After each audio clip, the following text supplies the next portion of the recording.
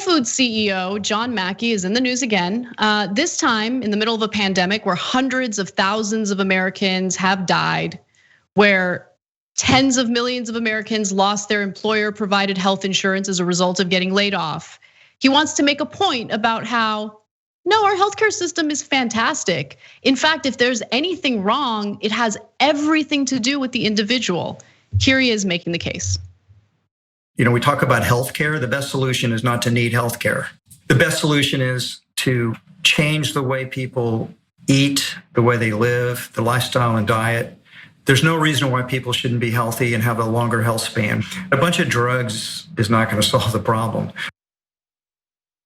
So there you have it, CEO of Whole Foods, John Mackey, providing more evidence for us that indicates that you don't have to be smart to be a CEO. You can be just as dumb as Mackey is, because he didn't take into account genetics, maybe exposure to chemicals by corporations that just put it out into our air and our waters. I don't know, maybe something like an unexpected pandemic that we have no control over, really. Those kinds of things.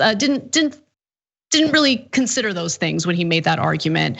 But this isn't the first time he's made some pretty callous statements. In 2009, for instance, he penned an op-ed for the Wall Street Journal. And it was along the same lines, the Whole Foods alternative to Obamacare, in which he advocated for less government control of healthcare in the United States. In it, he wrote, "This begins with the realization that every American adult is responsible for his or her own healthcare. We should take that responsibility very seriously and use our freedom to make wise lifestyle choices that will protect our health." By the way, in the interview with Freakonomics, that's where that recent interview took place, he talked about how he's like, you know what I do? I monitor my sleep. What about all these bums out there who aren't monitoring their sleep to make sure they stay healthy? Like, poor people don't have money to buy gadgets to monitor their sleep, moron. But like, it shows you the disconnect. It shows you how they live in a different world and don't understand the reality that the vast majority of Americans are facing. Prior to the pandemic destroying people's personal finances, we already had a situation in which more than 40% of Americans couldn't even afford a $400 emergency. Okay, that's prior to the pandemic. And since the summer, 8 million more Americans have fell into poverty because of the lack of real financial relief from our members of Congress. And so this is a real problem. He's totally unaware of it. He's in his like fantasy bubble, where he's eating like pineapple spears and feeling good about himself. But the reality is very different for other people. I think it's funny when someone who has the best healthcare tells people that they don't need healthcare. But tell me how many people can afford those $12 cotton candy grapes at Whole Foods.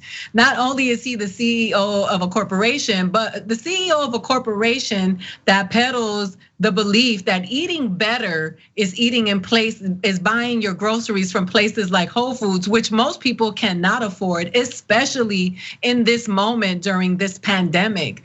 It's very easy to take the holistic approach to things when you have access to everything on the planet, and that right there is just so problematic. Because yes, it's true that we need to be healthier, but also we are being fed this foolishness that this organic food is better for us and it's way more expensive. When you start doing the deep dives into what organic is, a lot of times it's about policy and about it really isn't about the best foods. But yes, Whole Foods has better foods than grocery stores like Food for Less. But the food costs so much money that the average person cannot afford it. And only a person who has no clue as to how much it costs to buy a whole chicken, because they probably have someone preparing it for them that goes and buys it for them, whose names they probably don't even know.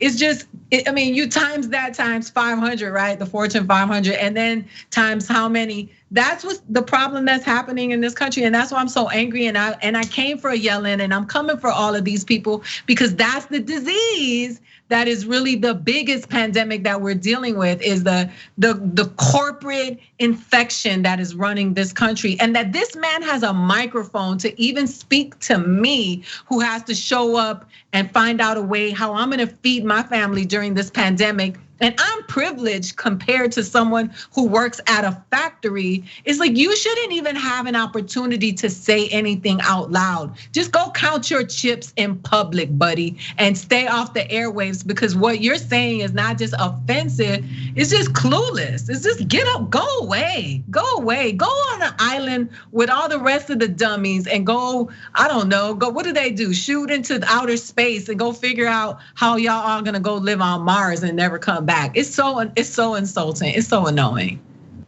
Right, and also, I mean, it totally, this argument clears the bad actions of people in positions of power and places all of the onus, all of the blame on individuals, right? So all of those children who ended up drinking disgusting lead-tainted water in Flint, Michigan, is it their fault if they get sick? That's right. You're gonna tell them to kick rocks? Is that what you're gonna do? It's the same thing with environmental policy as well, which is why I'm beginning to have more and more of an irritable reaction to dumb local laws like, oh, no more plastic straws or no more plastic bags. Okay, fantastic. We can do that. We can ban those things. I'm okay with that. But that shouldn't be the first thing, okay? Placing the onus on individuals while we allow fossil fuel companies to continue operating with incredibly loose, lax laws. And then you have Republican lawmakers who then proceed to further loosen regulations, deregulate that industry, which further pollutes our environment and accelerates climate change. And so this is the same thinking. It's the same place the blame on the powerless. Let's get our tax cuts. Let's get the deregulation.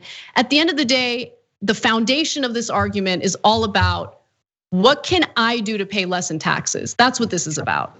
And they hear things like Medicare for all, and they're like, oh, no, that means I'm gonna have to pay more. I'm not willing to do that. Even though these people are already so wealthy, they would never have to work another day in their lives. They don't care. They just wanna keep hoarding more wealth, even knowing that people are suffering as a result of that. Thanks for watching The Young Turks, really appreciate it. Another way to show support is through YouTube memberships. You'll get to interact with us more. There's live chat emojis, badges. You've got emojis of me, Anna, John, JR. So those are super fun. But you also get playback of our exclusive member-only shows and specials right after they air. So all of that, all you gotta do is click that join button right underneath the video. Thank you.